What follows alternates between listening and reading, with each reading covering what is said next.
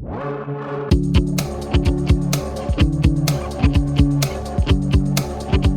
previews, la présentation de chaque équipe du top 14, une par jour pendant 2 semaines.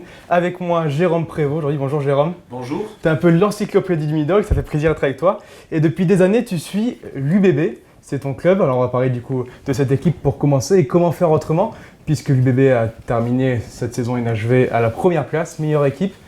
Comment tu as vécu cette saison toi de ton côté? C'était une saison euphorique, une saison formidable pour les Bordelais, qui ont réalisé des exploits vraiment inattendus, notamment des victoires à l'extérieur, au Racing, à Clermont, j'en oublie, et des grands matchs à domicile aussi, bien sûr. Et c'est vrai que l'arrêt brutal a laissé tout le monde abasourdi. C'est rageant un peu pour les Bordelais. On dit qu'ils courent toujours après ces 6 places, et là, c'était royal. Oui, complètement, c'est un coup du sort absolument cruel pour l'UBB. Après, il m'a semblé que les joueurs et l'entraîneur, le président, le prenaient avec une certaine philosophie. Ouais, t'as pas senti un coup derrière la tête un petit peu? Un peu au début, mais après, ils l'ont surmonté, en tout cas, c'est ce qu'ils disent. Ils ont balayé ça dans un recoin de leur mémoire. Ils ont recommencé la saison à 200 à l'heure. D'accord. Cette année, c'était aussi la première saison de Christophe Furios. Oui. Il y a un avant et un après Furios à Bordeaux?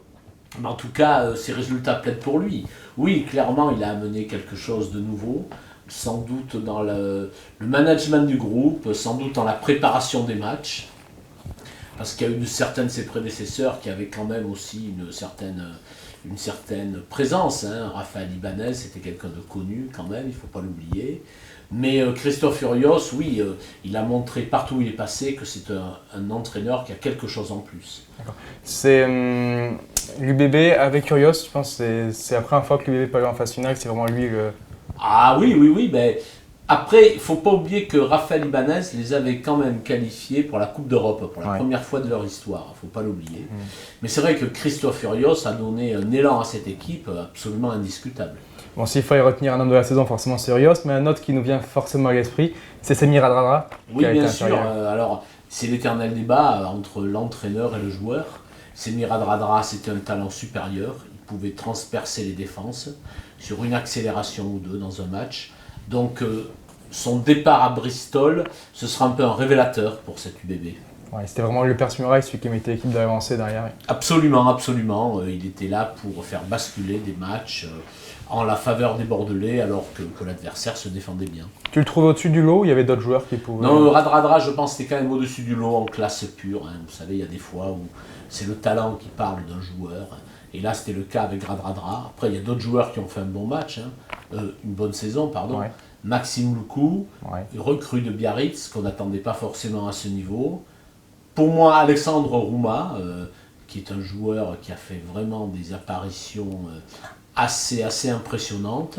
Ensuite, il y a bien sûr l'année dernière Blair Connor, il a arrêté, mais avait amené pas mal de choses. Il y avait aussi le pilier talonneur fidjien Ravaille qui est parti aussi. Il y avait bien sûr Thierry Paeva, pilier formé au club, qui a montré qu'il avait vraiment le niveau top 14. Je m'arrête là. Okay. Tu en parlais à l'instant, justement, on va finir cette partie sur les joueurs qui ont quitté le club, justement. Donc la liste n'est pas si longue que ça par rapport aux autres clubs de top 14. Il y en a 9. Donc tu m'as dit Ravaille, Giardini, Pélissier, Dufour, Tutaya, Méré, Radradra, Connor, Piazzi. Toi, qui tu retiendrais parmi ces 9 joueurs-là? Qui va le plus manquer à Bordeaux? À part Radradra, évidemment. Pour moi, Ravaille, le public l'appréciait parce que chaque fois qu'il entrait en jeu, il amenait quelque chose. Après, après, je pense que les autres départs sont surmontables, sincèrement. Je le pense. On en avait parlé justement de Ravaille, je me souviens, quand on était allé voir ce Bordeaux-La Rochelle au Matmut. Et Urios nous avait dit que c'était un peu compliqué comme cas à gérer parce que chaque fois qu'il rentrait, c'était un très bon joueur. Mais qu'au final, c'était un puncher, un genre de... Ouais, là, il s'était fait une place de finisseur. C'est-à-dire qu'il a mené de la vitesse à son poste dans les 20-25 dernières minutes. Il avait un gaz absolument au-dessus de la moyenne. Et souvent on assimile les Fidjiens à des joueurs créateurs, plutôt des trois quarts bien sûr. Et lui il a montré qu'on pouvait être Fidjien et être un très bon joueur de première ligne. Comment ne pas parler de notre joueur pour finir sur la saison dernière? C'est Blair Connor, qui est forcément un grand joueur pour Bordeaux. Ouais, Blair Connor, c'était le dernier survivant de la montée du club top 14 en 2011. Il a décidé d'arrêter, plutôt que prévu d'ailleurs, parce que c'est un petit gabarit, parce qu'il comprenait que ce serait de plus en plus dur pour lui. Mais ce petit joueur, par la taille, australien, a marqué l'histoire du club, c'est certain. Bon, très bien. On passe au recrutement, qui est pas 5 étoiles, mais pas loin quand même côté bordelais. Je vais te les citer, c'est Ben Tameifuna du Racing, Joseph Doueba, Maxime Lamotte, Guido Petit, Pablo Berti, Ben Lam, Nathalie Huleux. À part les jeunes qui reviennent de près, et le jeune Huleux qui arrive de Grenoble, c'est que des stars. Ouais, après le mot star, on peut discuter Bien longtemps, mais Guido Petit, c'est beaucoup de sélections pour l'équipe d'Argentine. Vous avez Tameifuna, c'est un pilier droit de très fort tonnage, en effet. Ouais. Alors, il y a Maxime Lamotte qui revient de près de Bayonne, en effet, mais qui a énormément de talent, de vitesse au talonnage et d'adresse. On dit que même le staff de l'équipe de France le surveille de loin pour voir ce qu'il peut donner. D'accord. S'il y avait pour toi la meilleure recrue parmi tout cela, c'est laquelle? Moi, j'ai envie de dire Guido Petit, comme ça, a priori.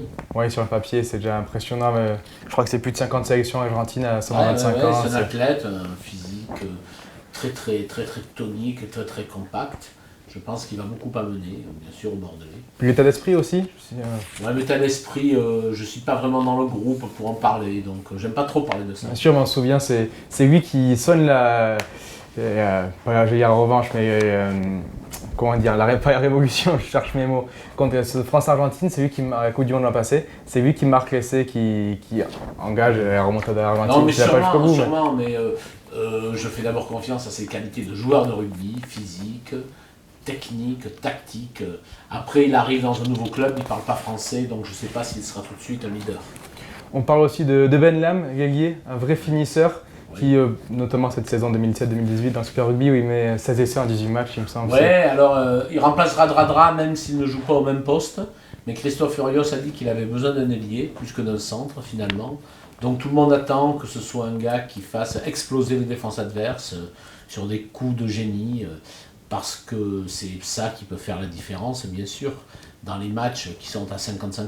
Et puis comme Rara, il y a une dimension physique aussi, puisqu'il fait 1m94, plus de 100 kg également. Ouais, paraît-il que c'est un joueur qui peut être au-dessus du lot, alors même s'il n'est pas All Black. Oui, il n'y a pas de sélection. Voilà, il y a 2 saisons, il avait été très très fort en Super Rugby. Bon voilà, on espère que ce n'était pas qu'un feu de paille. Il faut dire que la concurrence est rude aussi chez les All Blacks, évidemment. Ouais, chez les All Blacks, à certains postes, c'est monstrueux. Enfin, à tous les postes, sans doute. Mais alors, à celui de 3 Carrel, bien sûr, c'est le périphérique à 18h du soir. Si vous voulez avoir un aperçu des talents qui se bousculent. On passe à l'effectif, à cette revue d'effectifs de Bordeaux. Et est-ce que tu as senti, toi, que le recrutement est quand même très axé sur les avants?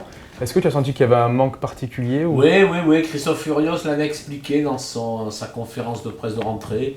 Il voulait que l'équipe soit plus forte près des lignes. Il voulait que, en effet, le pack, le 5 de devant soit un peu plus costaud qu'il n'était l'an dernier, en effet. Et pour le coup, il a vraiment recruté des joueurs costauds, quoi. Oui, et Tameifuna, il suffit de le voir en face de soi. C'est un homme qui serait monté à 160 kg des fois quand il fait les accès, qui après a reperdu un peu de poids, mais c'est un homme très très costaud, bien sûr. Bon, voilà, avec ce recrutement, on a l'impression qu'il y a du monde partout maintenant dans cette équipe bordelaise. Est-ce qu'il y a un secteur où tu vois un poste en particulier où tu vois peut-être plus de failles qu'ailleurs? Non, il faut peut-être regarder le poste de centre, voir si ne pourrait pas y avoir une blessure qui fasse que Bordeaux manque d'un certain profil. Mais encore, j'en suis pas complètement sûr.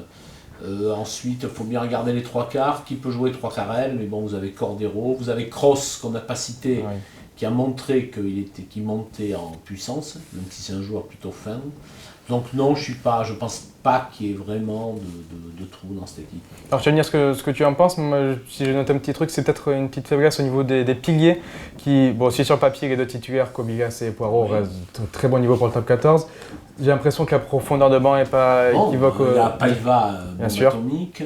Vous avez le joueur de Béziers, qui était à Béziers avant, El Fakir. Alors il a peu joué, mais on me dit qu'il est très bon au pied droit. Vous avez Tameifuna. Moi, je pense que vous êtes un peu sévère dans votre jugement. D'accord. Et donc, un point fort, côté bordelais, tu parlais de la... J'ai l'impression que la deuxième ligne là, est très très bien armée. Il y a Guido Petit, forcément. Douglas, Petit, Flancard, ancien international français, Cyril Cazot, c'est pas mal. Et je dois en oublier un ou deux, mais là il y a vraiment une concentration de joueurs de haut niveau qui me laisse pantois quand je les vois tous ensemble à l'entraînement. D'accord, très bien. On passe rapidement dessus sur le 15 probable que tu avais dessiné dans le journal Midi Olympique. Oui, alors une machine à se faire des ennemis. Oui, bien sûr, mais bon, on va le citer quand même parce que sur le papier, il est quand même clinquant. Alors, Poirot, Douéba, Kobilas, Petit, Marais. En troisième ligne, Woki ou Roumat, Diaby, Higginbotham. Le numéro 9 avec Maxime Lucu qui tape à la porte un peu de Johan Lesgourg. Jacques Berandis, Lam et Cordero aux ailes. Lamera et Dubier au centre et Ducuin à l'arrière. Ça peut faire rêver encore une année de plus les Bordelais. Ouais. Bien sûr, bien sûr. Allez, très bien. On passe à l'avant-dernière partie, celle qui correspond à l'état d'esprit du club. Comment tu as senti ces Bordelais quand tu les as vus en ce début de saison, à cette préparation? J'ai l'impression qu'ils avaient surmonté en effet leur grosse déception d'avoir été privés d'un possible titre. Après, moi, quand je les ai vus, ils reprenaient le contact, donc on les sentait enthousiastes. Non, moi, je n'ai pas du tout vu des signes de déprime. Il y a un cas particulier, c'est le cas Poirot. On a longuement parlé pendant le confinement. Qu'est-ce que tu penses, toi, de cette décision personnellement Écoutez, moi, je pense que c'est la liberté de tout joueur de renoncer à l'équipe de France. On le voyait beaucoup plus par le passé. Bon, on dit toujours que c'est parce qu'avant, les gens ne gagnaient pas d'argent en équipe de France, donc ils arrêtaient assez tôt, quand ils avaient le sentiment d'avoir tout vécu. Alors c'est vrai que Poirot, ça a surpris tout le monde. Mais moi, je crois qu'il s'est rendu compte que sa dernière saison en équipe de France, il a été un peu chahuté par la concurrence à son poste. Et il a envie de donner à 200% ce qu'il peut donner au club. Parce qu'il était dans la situation particulière du gars, toujours sélectionné, et qui était capitaine de l'UBB, mais qui revenait, qui avait manqué des semaines d'entraînement, donc qui était mal à l'aise. Donc il a préféré se consacrer 100% à son club. Je reconnais que dans l'époque moderne, c'est très surprenant, mais quelque part, c'est tout à son honneur. Est-ce que tu penses qu'un retour en équipe de France est plausible un jour? Je ne sais pas, parce qu'il vient à peine de s'arrêter que déjà on commence à dire qu'il va revenir. Moi, je pense que non, il a dit qu'il arrêtait. Donc je pense qu'il ne reviendra pas. Parce qu'il y a un phénomène qui est assez particulier, moi je constate que c'est même pour Vamaina, c'est que la Coupe du Monde en 2023 sera en France évidemment, et ces joueurs comme Poirot et Vamaina qui auront moins de temps de jeu à l'année puisqu'ils ne seront pas appelés en sélection, sont amenés à faire des bonnes performances quelque part en club et donc à rentrer dans les viseurs des sélectionneurs. Je ne sais pas, mais est-ce que vous pensez qu'un entraîneur va l'appeler facilement alors qu'il a dit qu'il arrêtait? Moi, je pense qu'il y a un respect à avoir pour les gens qui vont jouer à sa place en équipe de France. Bien sûr. Je pense qu'ils vont être sélectionnés en premier, c'est tout à fait normal. Il faudrait qu'il y ait 15 blessés à ce poste-là pour que l'entraîneur peut-être le rappelle. Mais je trouve aussi que c'est manquer de respect à Poirot, que à peine a-t-il annoncé son départ, son retrait de l'équipe de France, que déjà on essaie de dire qu'il va y revenir. Oui, évidemment. Bon, très bien. On passe à la dernière catégorie, le classement, et on va essayer de se mouiller un peu. Oui. Jérôme, à quelle place tu vas finir cette équipe bordelaise, s'il faut en donner une précisément, même si c'est approximatif, parce que forcément ça ne tient pas grand-chose de finir une place ou une autre, mais si tu devais donner une place à ces Bordelais à la fin de la journée, à la fin de la saison, à la fin de la saison, pardon, à la 26e journée, qu'est-ce que ce serait? Premier, sans problème. Classement régulier, oui, il y a aussi une des choses dont on n'a pas beaucoup parlé, mais les Bordelais ont quand même cet avantage d'avoir peu d'internationaux, même si c'est une équipe, une très belle équipe, et on va encore avoir beaucoup de fenêtres internationales cette année. Donc moi je te rejoins sur cette idée-là. Oui, j'espère qu'ils vont terminer premier, ne serait-ce que pour surmonter le coup de Trafalgar qu'ils ont subi la saison passée. Après il y a un débat, là. Certaines personnes disaient que le titre aurait pu leur attribuer, puisqu'en football il a été attribué au Paris Saint-Germain. Qu'est-ce que tu en penses toi de ce débat? Si vous voulez, c'était tellement fort que moi ça m'aurait pas dérangé s'il avait eu, mais après on me dit que en effet en rugby il y a des phases finales et que pourquoi pas un Toulon les aurait peut-être battus en demi-finale, on peut pas l'exclure. Mais moi c'est au-delà du bébé, c'est plus pour le palmarès, ça m'énerve de voir un trou dans le palmarès du championnat de France. Pour l'instant il n'y avait que les guerres qui avaient provoqué ça, et je trouve ça très dommage. Ça marquera cette année si particulière, ce trou au final. Oui, mais ce ne sera pas un très bon souvenir. Un dernier élément dont on n'a pas parlé pour la saison prochaine de Bordeaux, c'est qu'ils sont toujours en Coupe d'Europe, mais en Challenge Cup. Tu les vois pouvoir aller au bout? Oui, je les vois gagner le challenge européen, alors, absolument. Malheureusement, il y aura de la concurrence aussi, et notamment Bristol, et ce fameux Semi Radradra, ça te fait pas peur de voir Radradra revenir à Bordeaux? Si, parce que Radradra, c'est un super joueur, et puis moi, j'essaie d'analyser les matchs de rugby, modestement, et on parle beaucoup du collectif, du mental, de toutes ces idées qui parfois tournent un peu à l'enfumage. Moi, je crois qu'il y a le talent supérieur.